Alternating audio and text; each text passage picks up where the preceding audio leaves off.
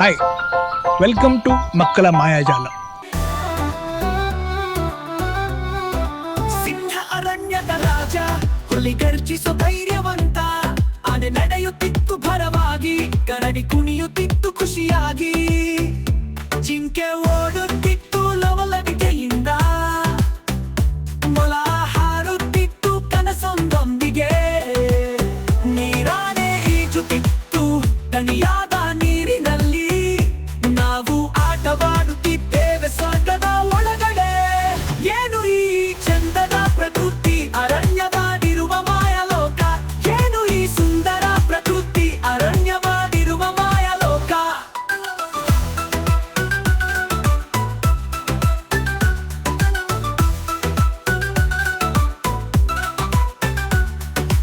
ನೀಲಿ ಆಕಾಶದ ಅಡಿಯಲ್ಲಿ ಸೂರ್ಯನು ಹೊಳೆಯುತ್ತಿತ್ತು, ಚಂದ್ರನು ಮೋಡಗಳೊಡನೆ ಮಳೆಯನ್ನೊಪ್ಪಿಸುತ್ತಿತ್ತು, ಹಕ್ಕಿಗಳು ಹಾಡುತ್ತ ಪರ್ವತಗಳತ್ತ ಚೆಲ್ಲುತ್ತಿತ್ತು ತಮ್ಮ ಸ್ವರ ಸಂಗೀತ, ಸಮುದ್ರವು ಜಲಚರ ಜೀವಿಗಳೊಂದಿಗೆ ಮುದ್ದಾಡುತ್ತಿತ್ತು. ಎಲ್ಲಿಗೂ ಸಹನೆ ಬೇಕು, ನಾನು ಸಹ ಇದನ್ನು ಕಲಿಯುತ್ತಿದ್ದೇನೆ, ನಾನು ಹುಲ್ಲಿನ ಮೇಲೆ ಬಿದ್ದು ನಿನ್ನ ಸೊಬಗವನ್ನು ನೋಡುತ್ತಿದ್ದೇನೆ.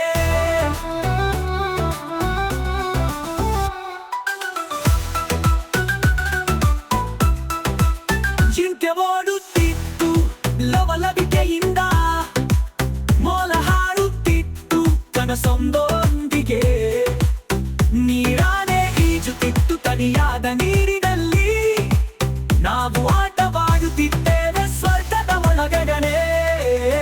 ಏನು ಈ ಚಂದದ ಪ್ರಕೃತಿ, ಅರಣ್ಯವಾಗಿರುವ ಮಾಯಲೋಕ, ಏನು ಈ ಚಂದದ ಪ್ರಕೃತಿ, ಅರಣ್ಯವಾಗಿರುವ ಮಾಯಲೋಕ.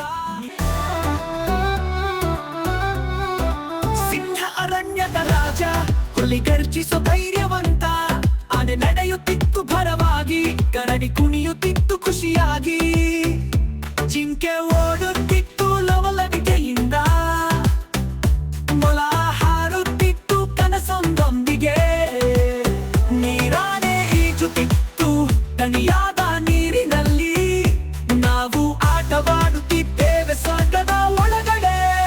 ಏನು ಈ ಚಂದದ ಪ್ರಕೃತಿ, ಅರಣ್ಯವಾಗಿರುವ ಮಾಯಲೋಕ, ಏನು ಈ ಸುಂದರ ಪ್ರಕೃತಿ, ಅರಣ್ಯವಾಗಿರುವ ಮಾಯಲೋಕ.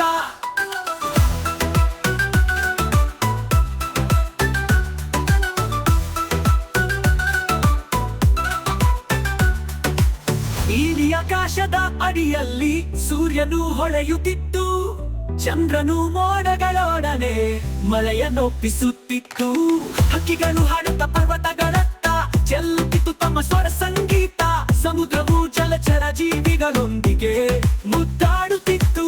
ಎಲ್ಲಿಗೂ ಸಹನೆ ಬೇಕು, ನಾನು ಸಹ ಇದನ್ನು ಕಲಿಯುತ್ತಿದ್ದೇನೆ, ನಾನು ಹುಲ್ಲಿನ ಮೇಲೆ ಬಿದ್ದು ನಿನ್ನ ಸೊಬಗವನ್ನು ನೋಡುತ್ತಿದ್ದೇನೆ.